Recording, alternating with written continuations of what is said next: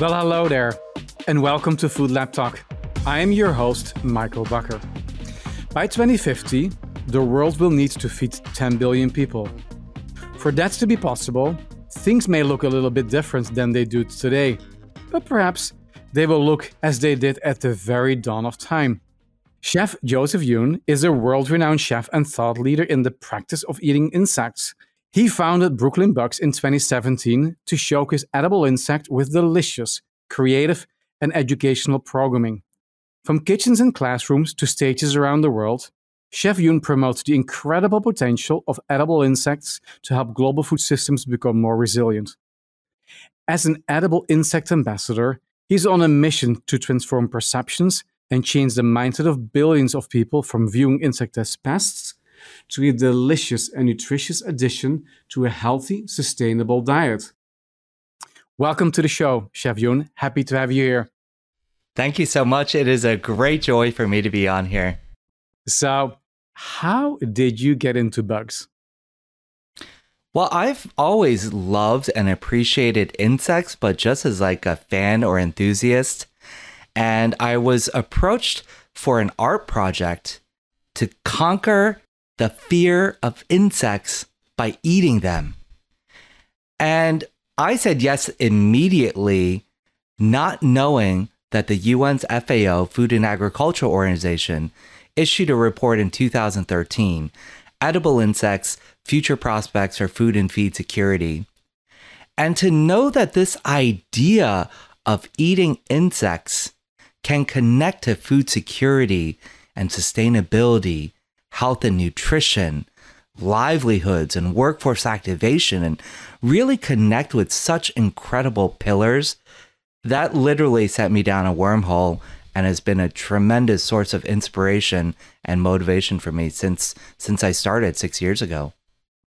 Tell me a little bit more about Brooklyn Bugs. So what is the company all about and why did you create it? I started Brooklyn Bugs as a way to normalize edible insects. And that in and of itself is like, oh, that sounds kind of preposterous. We'll see how long that lasts. Half a year, a year. A lot of people were very skeptical. But I was rooted with great purpose to know that there are over 2 billion people around the world that are eating insects, that over 80% of the world's nations already consume insects. There has to be some kind of cultural sensitivity and opportunity for inclusivity, and then a potential to amplify indigenous voices, practices, First Nations, and to think about if all these people historically, since the beginning of human evolution, have been eating insects, why am I too good for it? And then when I first started hosting and producing events, I immediately started getting calls from like my local newspaper, the New York Times, and the local sort of NPR, and all these outlets that I found really fascinating because they never called me before about how I was preparing my food. It allowed for me this tremendous transformation in my 40s to literally be part of going through a metamorphosis where I was a chef before and I was cooking for a lot of one percenters and corporations and doing things that was fun for me. I really enjoy cooking, sharing, and serving food. That really made me feel like I need to do whatever I can that maybe no one else in the world can do. And then to find the validation really from the 4 pillars that have consistently been supporting my work: academia, government, media, and the industry. And I feel like when we put those 4 pillars together, we can make true impact, create true change. And I feel like that's really been sort of the upward trajectory of what I've been so grateful to experience since the very beginning of Brooklyn Bugs. So I have to ask the question, what is your favorite bug snacks? Tarantulas, Japanese wasps, crickets?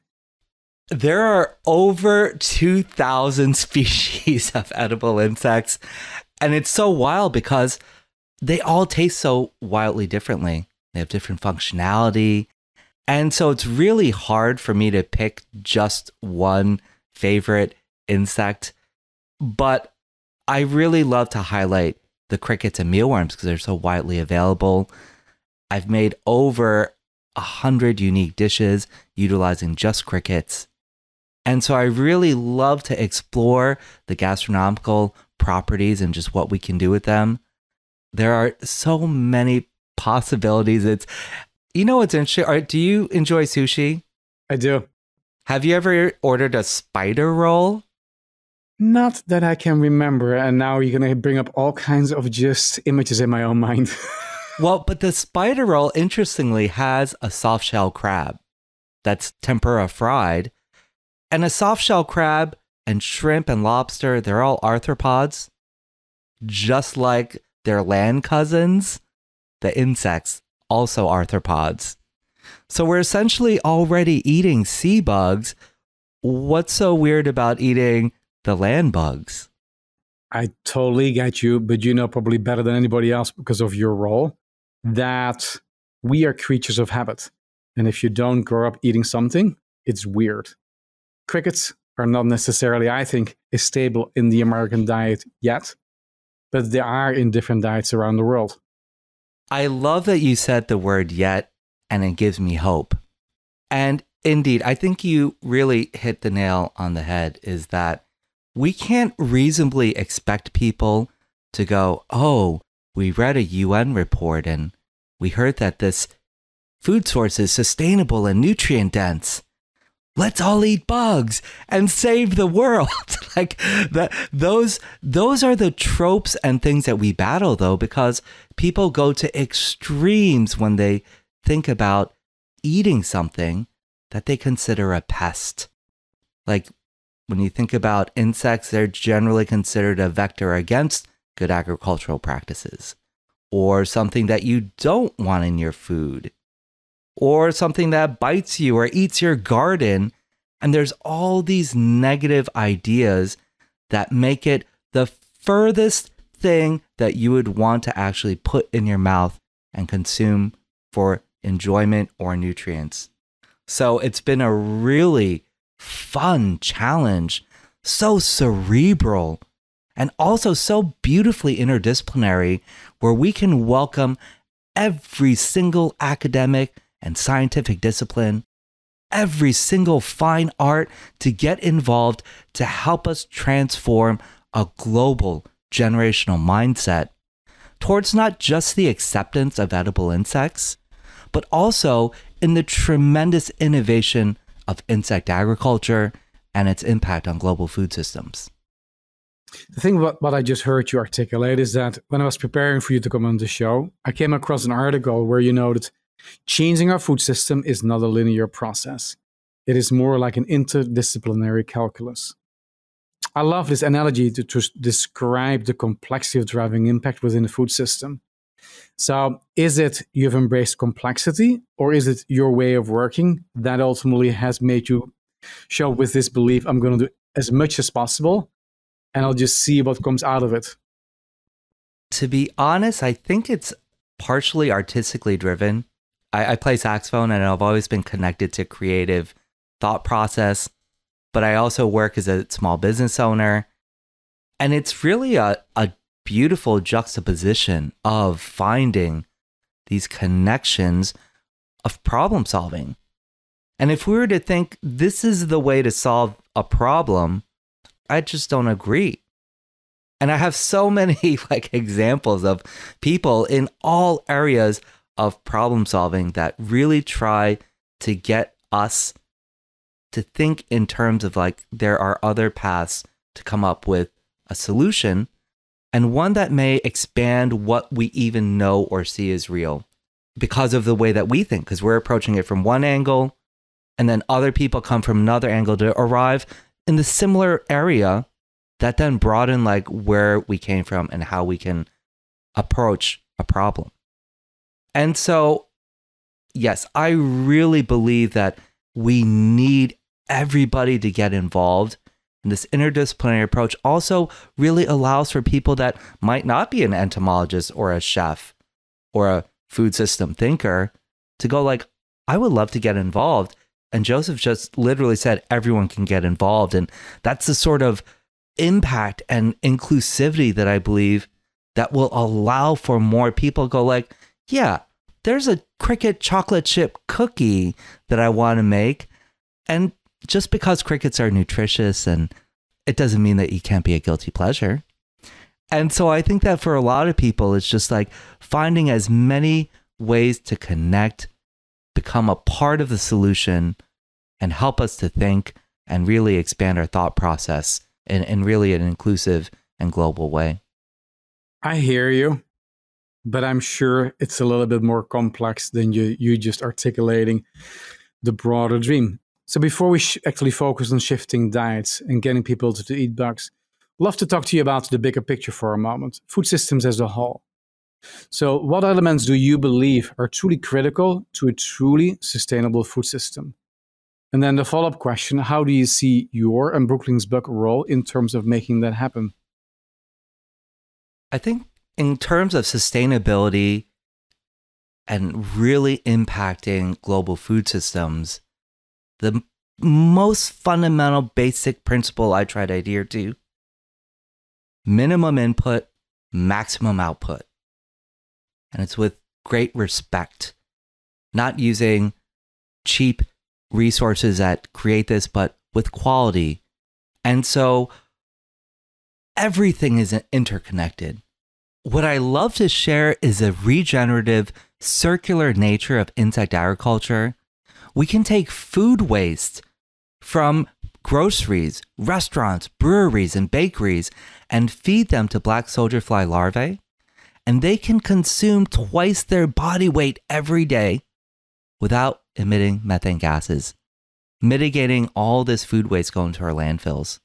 What we've also done in America, we have passed legislation to feed these larvae and utilize it for animal feed, pet food, and aquaculture. So again, we are decreasing the deforestation in the Amazon that's being used to grow feed for our animals. But then another part to start closing this loop even more, we're creating metric tons of insects.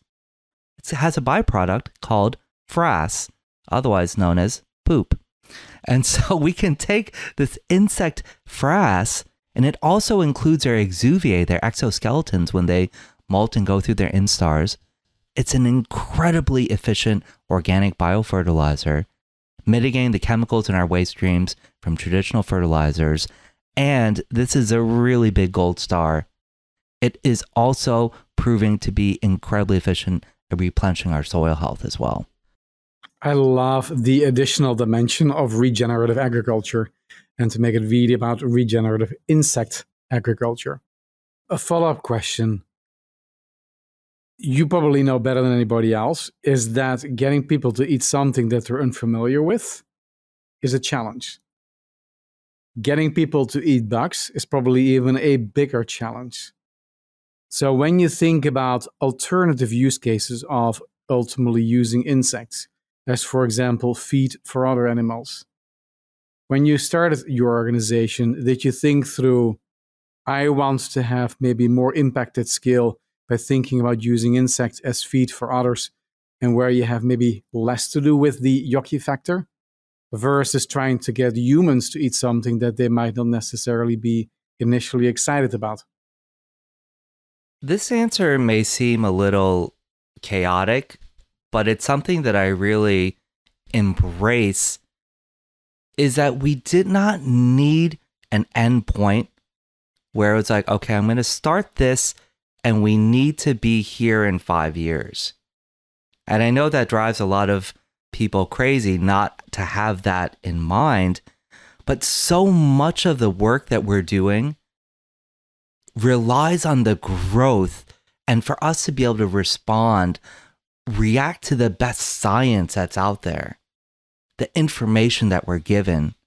So if we were very rigid and went, okay, we need to phase 1, start feeding animals and pets, then phase 2, feed humans, phase 3, it wouldn't allow for us to embrace opportunities and be a little more organic and see which one of these many things really create the spark. And so what we've been doing is very much devoted to doing as much as possible, because again, there's no one thing that'll create this sort of behavioral change or even philosophical change amongst hundreds of millions, more or less even billions of people. So we really work to offer all the knowledge possible, the different points of engagement that allow for someone to go, I like that idea. I want to know more about insects as feed. Yeah. So I think through Brooklyn Bugs, you've been a tireless advocate for proving that edible insects are not only good for the planet, but they can be truly delicious nutritious options too.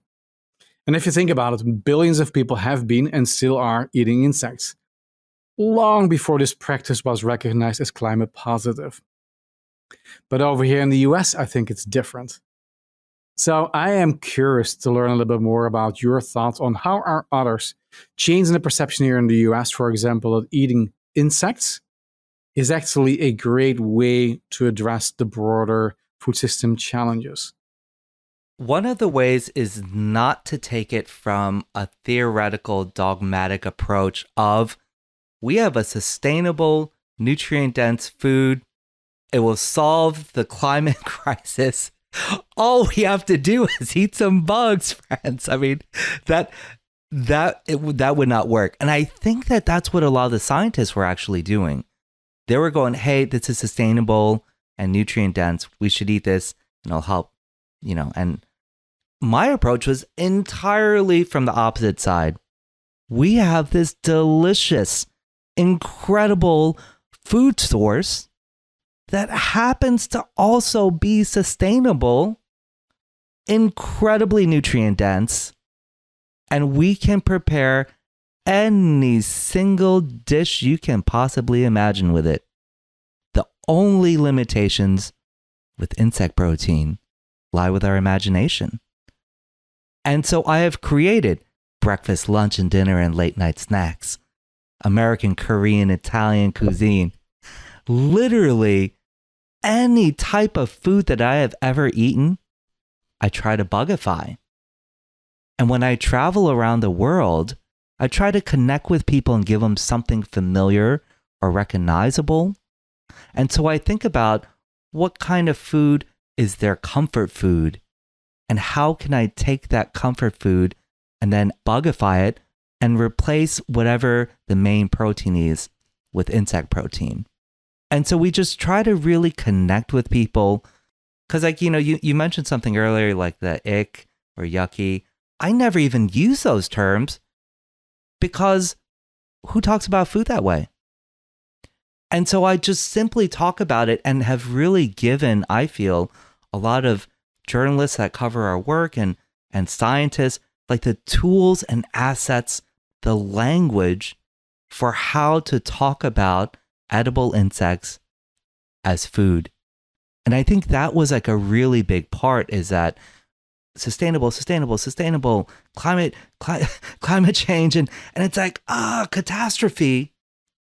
And I love that the approach that I have taken is very much aligned as a chef advocate for IFAD, the International Fund for Agricultural Development, to share these solutions not through catastrophe, but through the great prism of hope and optimism, and to be able to find ways for us to connect through this beautiful sharing of food. And so I think that has been like a really big part of the messaging and just like the genuine sort of way that I try to share this work and the solutions that we're attempting to share with people is really through a delicious, fun, and inviting manner. Heard. So if you think about the total addressable market with products made with insects, my first question to you is, do you believe there is a need for or a reason to really promote the buggy ingredient? Or is it, this is just one of the most amazing crackers or cookies you can have? And similar to like a normal chocolate cookie, you don't show up with all the ingredients. It's just an amazing, gooey, dripping chocolate cookie.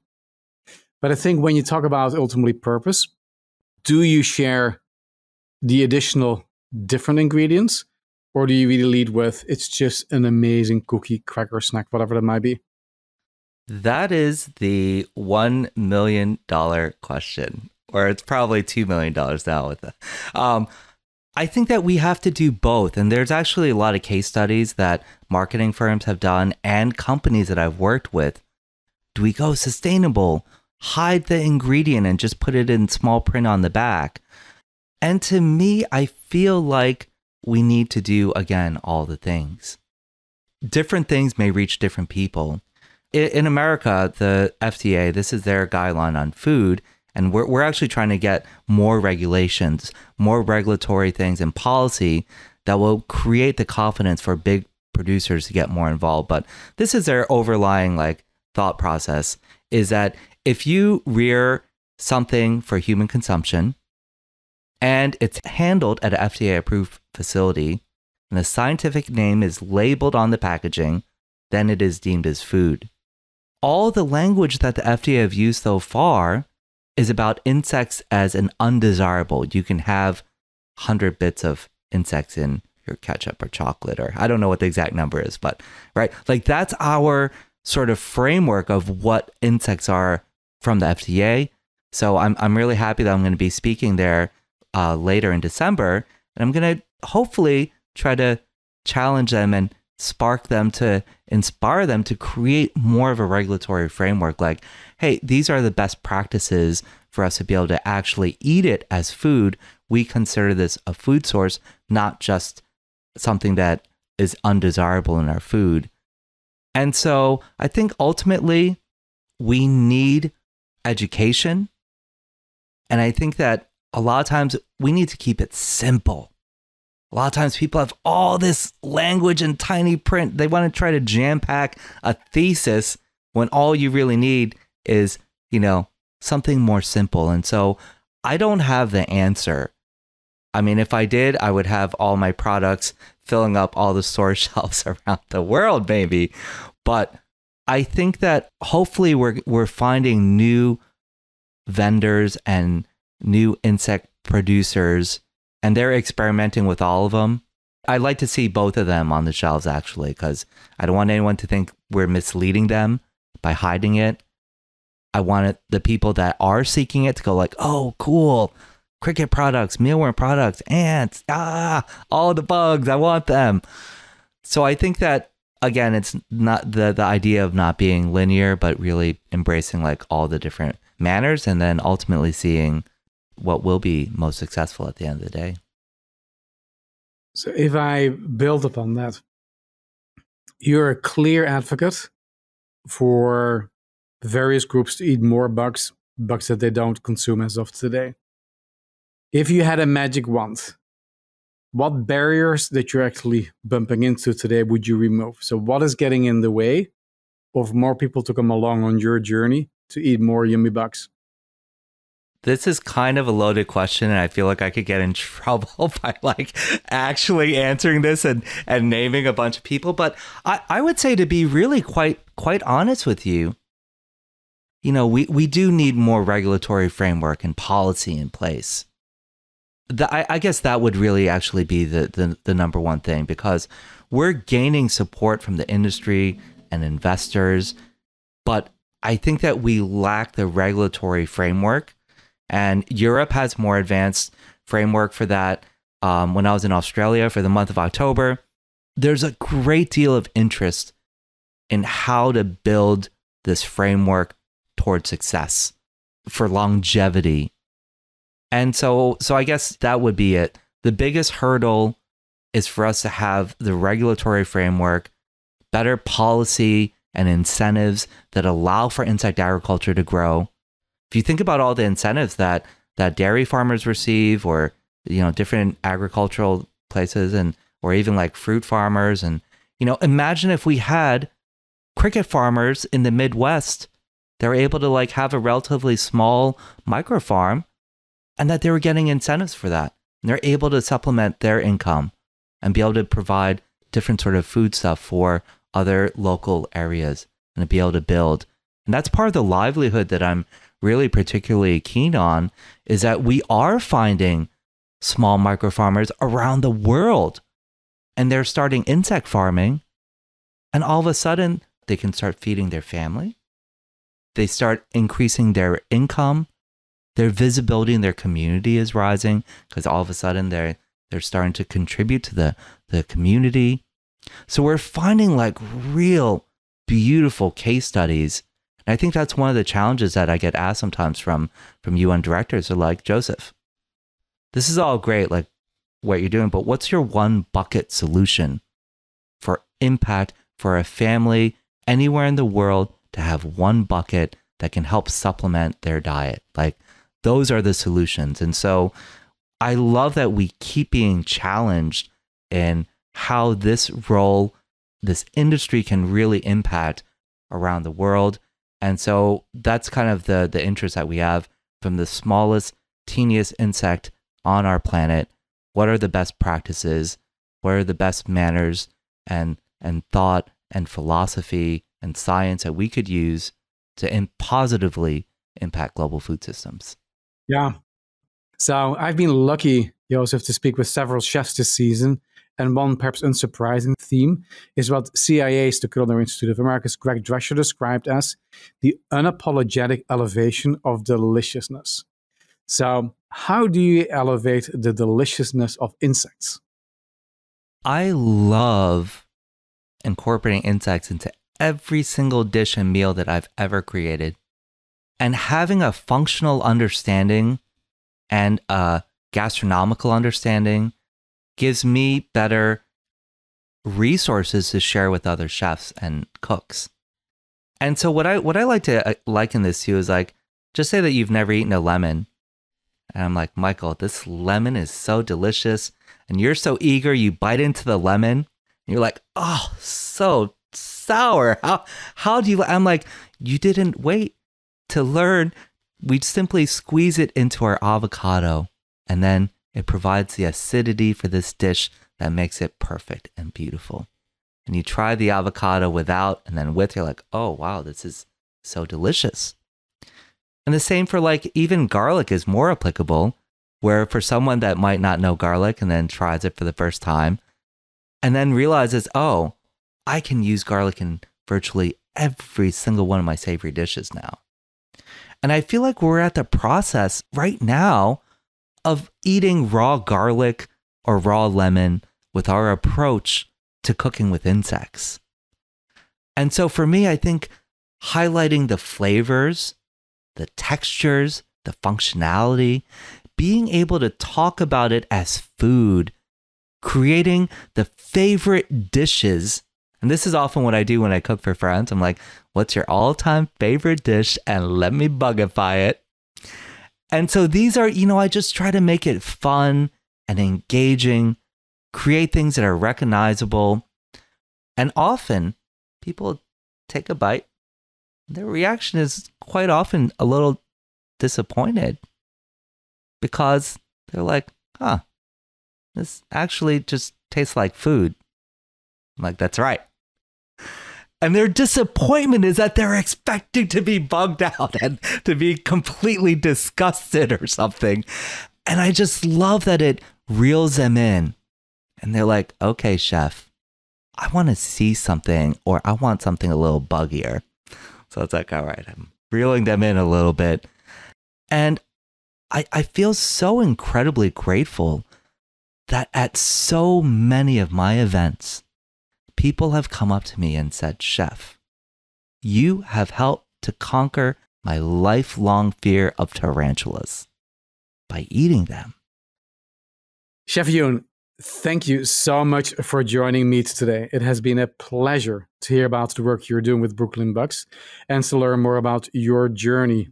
Thank you. Thank you so much. It really is a great honor to be here. And thank you so much. I really appreciate it. Now that was a surprising conversation. I wonder if Chef Yoon convinced you to consider trying edible insects. Here are my 3 takeaways from the conversation. Think like an interdisciplinarian. Who would have thought that growing acceptance for edible insects would involve scientists, media, and even artists? Like many of our guests, Joseph acknowledged that no one solution will be a silver bullet, and he beautifully articulated the need for a variety of unique partners across different points of the system. If you want your audience to do something they've never done, you will need to help them imagine something they've never known. Expand their thinking by framing your solution through a familiar lens. Joseph talked about how he doesn't lead with the benefits of edible insects for human health nor the environment. Instead, he helps people imagine the delicious opportunities by incorporating this new protein into a favorite dish. This familiar lens helps make the unknown known.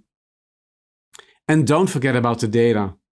Joseph may have described his methodology as chaotic, but I think his strategy of following the science is spot on. Novel technologies or ideas require proof of concept to scale. Embracing the data and staying nimble allows Joseph to identify and pursue the opportunities for Brooklyn bugs to reach as many people as possible. For more information about Brooklyn bugs, be sure to check out the show notes.